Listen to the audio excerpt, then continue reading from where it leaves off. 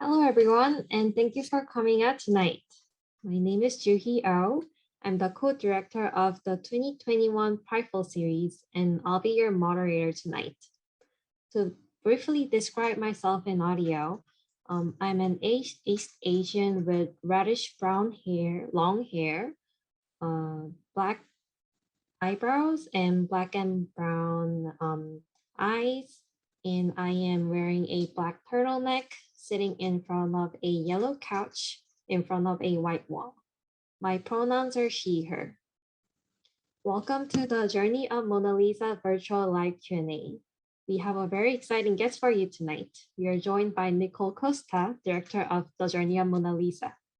Corey Dusty is live captioning tonight's event, and Kat Ridley is doing the ASL interpretation. Prideful is a film screening series by and for queer and trans people of color, or QTPOC. We strive to provide an open safe space for the QTPOC community, and especially for those who are filmmakers, artists, and art lovers. The 2021 Prideful series includes a panel talk, 10 films and Q&As, all available virtually. The theme of this year's series is Stories of Queer Diasporas, The Journey in Search of Blank, bringing a timely yet universal conversation about migration, immigration, and alienation in queer diasporas. Good news for anyone who still hasn't had a chance to get on board for The Journey of Monalisa. You can still watch the film until this Thursday, November 11th by midnight. We also have another film available for streaming, No Hard Feelings, until November 11th, with a Q&A scheduled that evening. To get tickets and more information, please check out our socials at Prideful Film with double L's, or our website, prideful.org, also with double L's. Because we only have 30 minutes to talk about this amazing film, we ask that you type in your questions as I'm having a conversation with Nicole using the Q&A box instead of the chat box, and we'll answer them coming down to the end.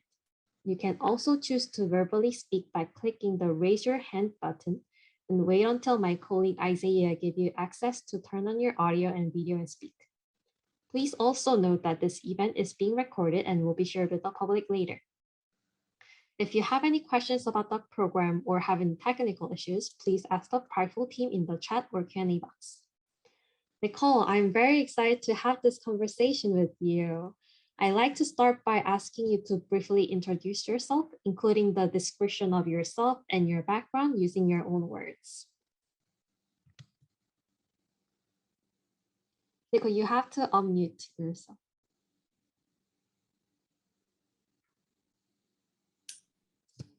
All right. Thank you so much, Yohi. Well, my name is Nicole Costa. I'm a Latinx cis woman in my 40s. I'm pale brown, dark hair, and my pronouns are she, her. I'm sitting down in my desk. In my background is a painting. And now I have been, I was born in Chile, but I was living in Spain for 15 years. So I'm also Spanish, and now I have living in New York for 9 years. Wow, so my first question to you is, how did you start making films? Well, I have been always been attracted to storytelling. When I was younger, I decided to study acting because I loved, the how to perform, characters. But after when I finished my career, I decided that I wanted to go, beyond, and I wanted to tell the stories. Sometimes, behind camera or behind, telling, not just performing the stories, but also telling through the stories through others. So I decided to study in Spain in the University Communication Audiovisual, and I was able in Spain to meet a lot of people with incredible stories and lives, and I think that was my inspiration. But it's interesting because it was until I came to New York when I had the the clarity that I wanted to tell a story. I felt like the story of this, because this is my first film, The Journey of Monalisa. I think I feel like this story found me, you know. So I just had to follow the signs. It was a very, very magical process, actually. And that was the beginning for me, you know, telling these stories through documentary.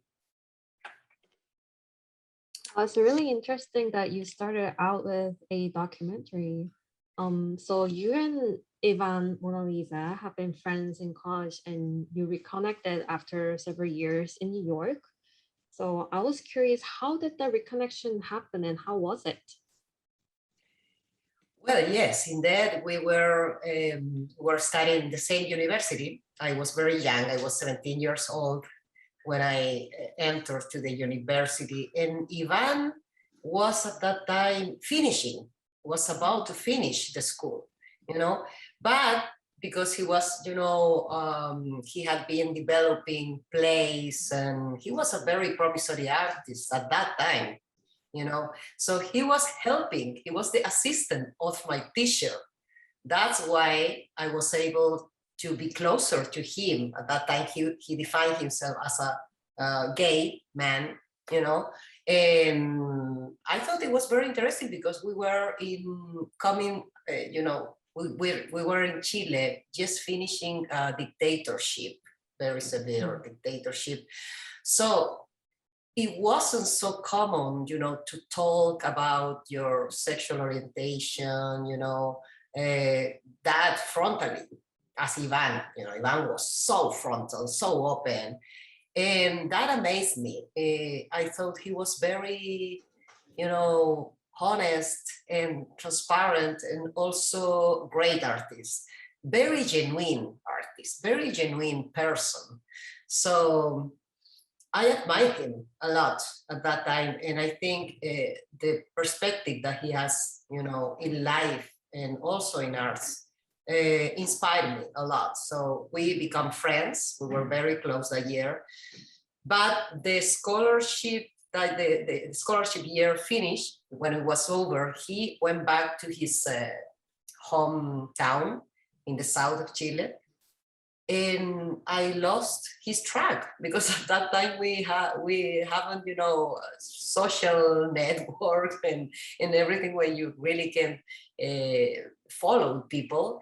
But I he just disappeared, you know. I never heard anything else about him, and I keep studying, you know, university. When I finish the career, I leave to Spain, and after and I always was remembering him because he really, you know, uh, make a mark. It was important. He was an influence in my view, in my perspective of life in general, because he was a very free spirit.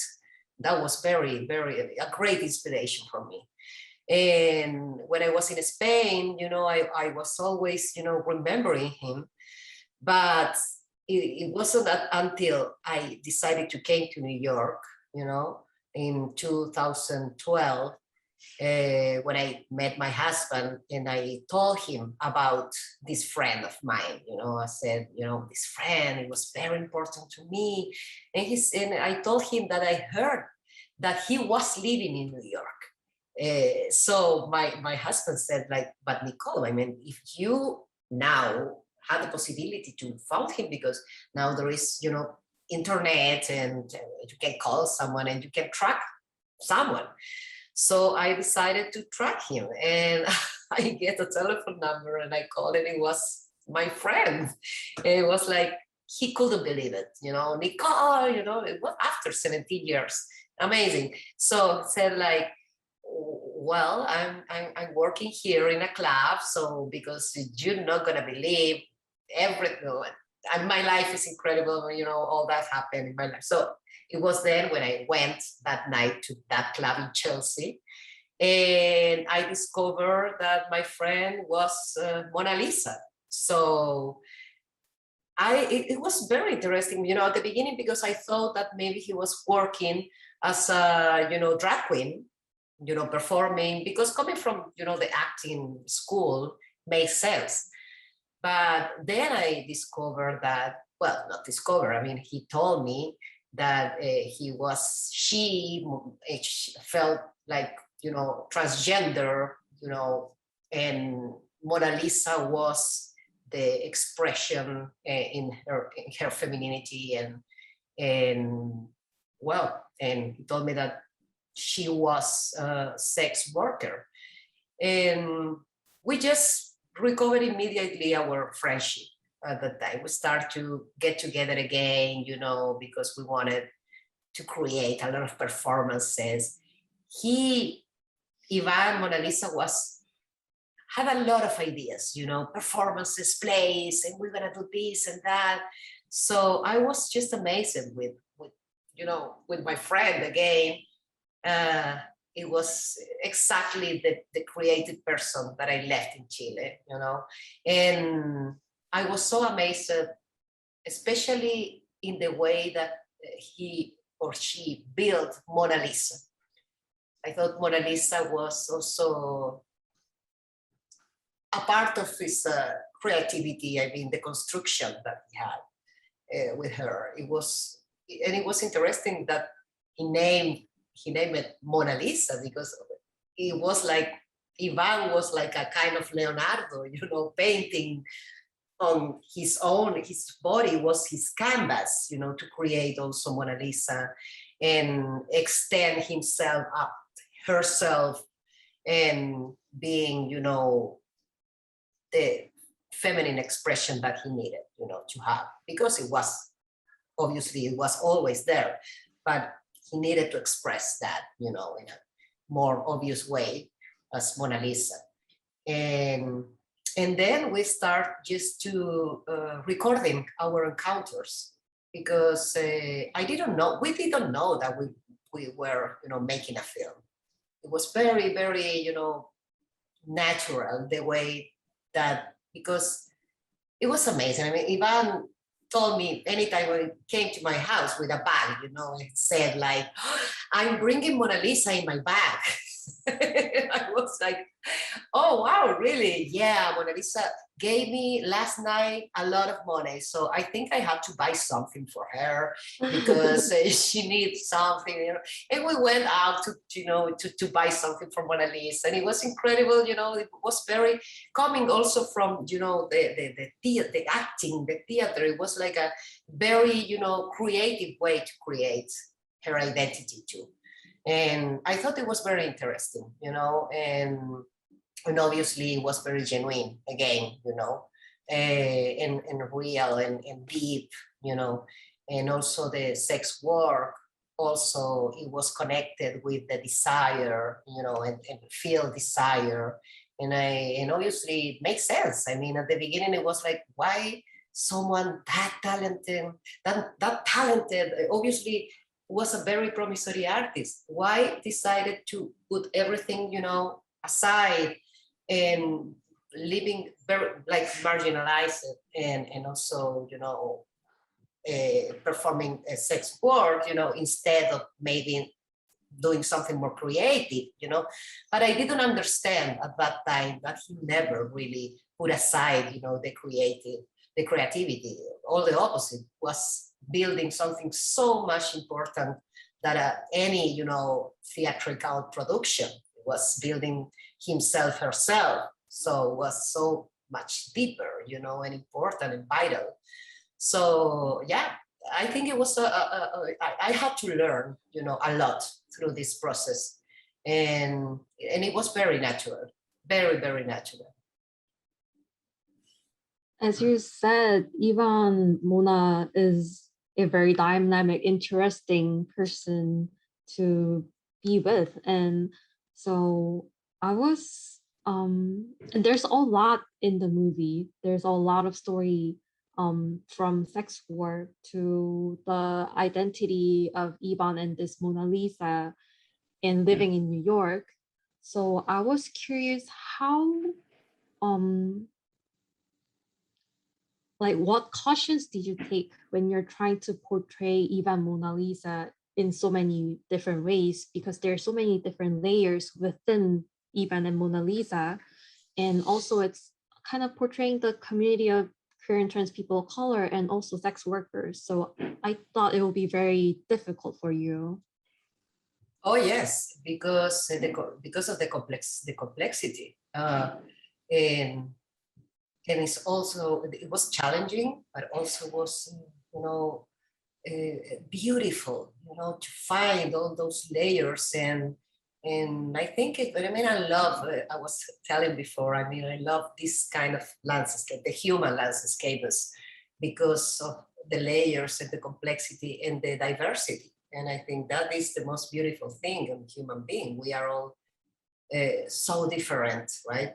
And our context can impact us and have an influence also. Obviously, I feel so connected, not just because it's my friend, also because we both are immigrants, and I know what it is. I mean, I have been immigrant most of the half of my life, so living in Spain and now here, and I know what it is in some other sense, but obviously my journey is different.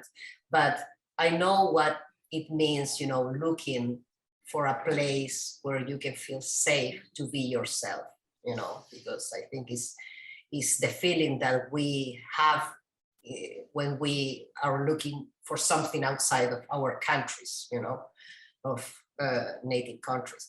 So um, when I found Ivan Monalisa here in New York, after our reunion, and when I realized that we actually were making a film together, uh, I knew that it was very important to profile, the complexity of this portrait, and because his identity was more than finding that he or she was two-spirit transgender, as she defined himself herself now.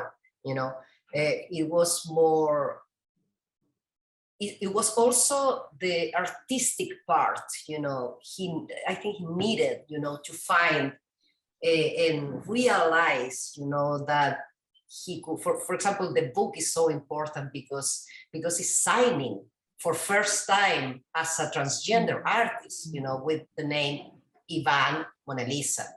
And it's a reaffirmation.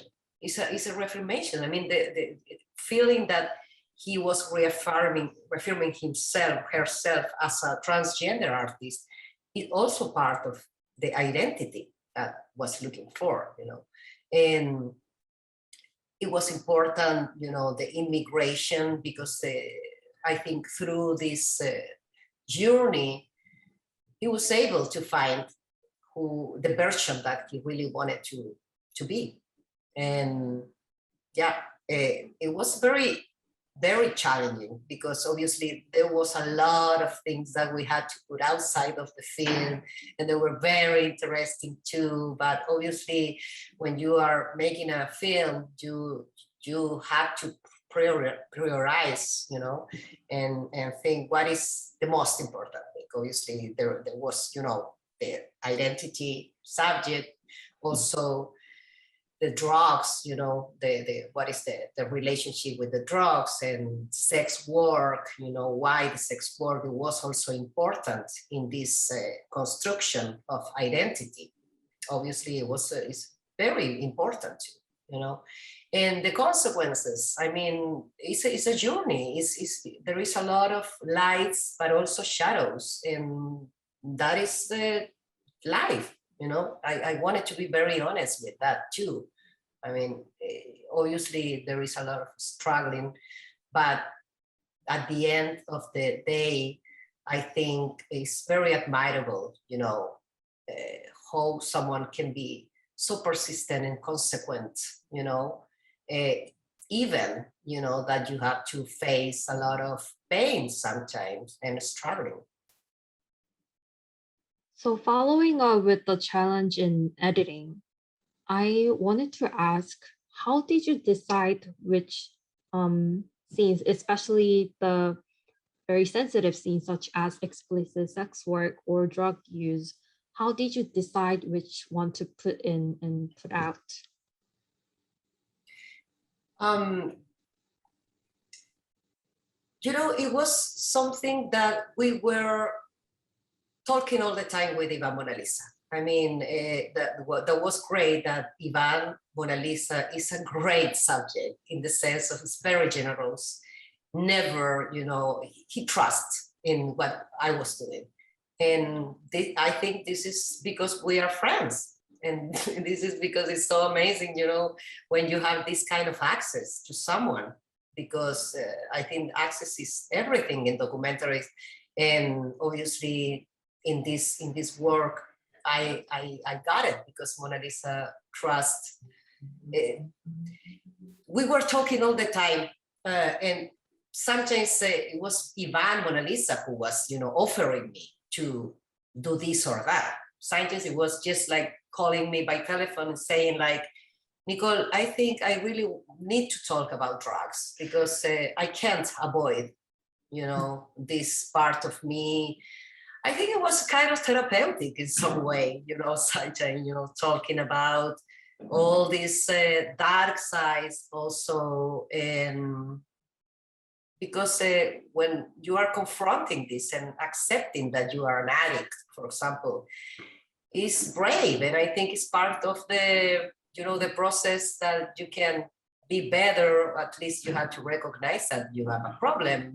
And it was very honest. It was very brave, and I really, I can't be more grateful, to having this kind of honesty from Ivan Monalisa.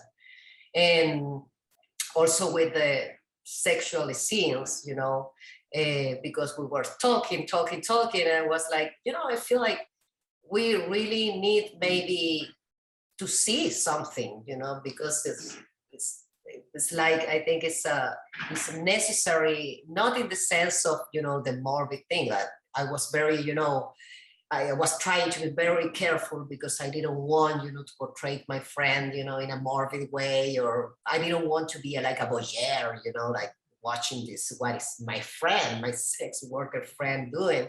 Obviously, no, I wanted, because I was learning too, and I really wanted to understand something, and also, to take off, all the stigmas and that are in the sex world. For example, there's a lot of prejudices and ideas, misunderstood ideas, and for example, and it was interesting in the dynamic of sex, for example, that it was totally different than I was expecting, and I think it was interesting, to see that, but not in a porn way. It was more like in a kind of even artistic way, because I bought this camera, little camera, that it was like a hidden camera. Is that kind of camera that you can put in the cellar if you have some rats, or to discover a thief, because it's activated with the movement, with the motion. So we use that, just to try, the results. And it was very interesting because it was the texture of the image. It was like with a lot of pixel, and I think it was great because I don't have any interest in showing, the face of the client, because I didn't want it, to show, the person who was, and I just wanted to see or show the dynamic, what is in the sex work, and it was very like a work. I mean, it's a job. I mean, it's very professional. Everything very clean, to take in all the, the safe procedures, and that was my intention, I think all the people who watch this film will have this question: how is Ivan doing? Like, what is Mona Lisa doing right now? Oh, Well, it's a happy question because I'm so happy, that after this film, we were able to found a track, and that's why I always say that this is a friendship story because what is friendship? I mean, what friendship is when you really can empower your friend, and vice versa. I think this was absolutely mutual. I mean, after this film, Monalisa can have the reaffirmation of as a transgender, two-spirit transgender writer, and I become a documentarist. So we both after our reunion, we were able to found and keep in a track, in our careers. And Ivan Monalisa, after the launching of the first book, it was discovered by Alfaguara, which is a publishing house, was now belongs to Penguin Random. So it's Penguin Random is huge, so they published the second book of Ivan Monalisa, and it was able to be in Spain, in a lot of countries in Europe and South America, and it was read for everyone, a lot of people. And suddenly, and this is the gossip here, it's a great story, I love this. In the middle of the pandemic, Pedro Almodovar, the filmmaker, Pedro Almodovar, right, from Spain.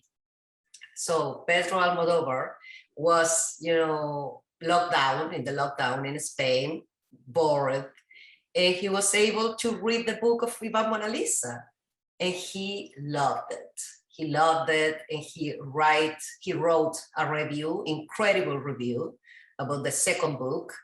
And after that, it was like a rocket. Immediately, 1 week after, Ivan Monalisa received a call from a publishing house from New York, Astra Publishing House, because they wanted to translate this book to the English. So now it's in UK, South Africa, and a lot of countries. And it has the prologue of Pedro Almodovar now. So, and it's amazing. And after that, now the rights of the book were both for the NBA. So there's going to be a series in, I don't know, maybe Netflix or HBO about the second book. So it's going to be a series about that. It's amazing. It's amazing. Wow. It's really, really unbelievable what all the things that happened after our encounter. I'm so glad for him. I'm so glad for him, for her, and well now Monalisa has the visa, the green card, finally. So we are going to travel together for first time, Wow. after 20 years, 20 something years. We are going now in December, we are going together to Slovenia for a film festival there. So we are so excited. Amazing. It's really exciting to hear all that. Yes. I would love to hear more stories and ask 100 more questions to you, but we hit the end of today's time. So thank you so much for joining us and talking about your amazing film, Nicole. And thank you, Kat and Corey, for the captioning and interpretation. And thank you for all the audience who watched our film and came to the Q&A. Have a great night. Thank you.